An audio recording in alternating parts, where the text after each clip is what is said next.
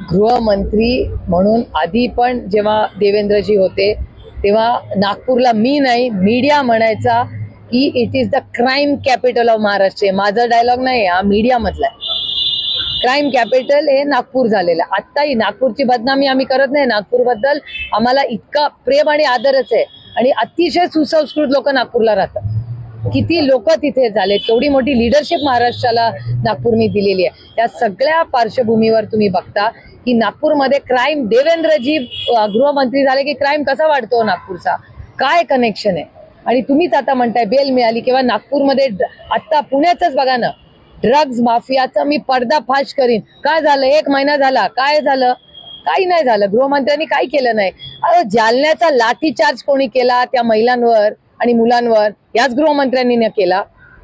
मग आरक्षणाला एखादा व्यक्ती जर उपोषणाला बसतो, जालन्यामध्ये जी घटना घडली ही पूर्णपणे गृहमंत्रालयाचं फेलियर आहे आणि त्याला जबाबदार देवेंद्र फडणवीस आहे.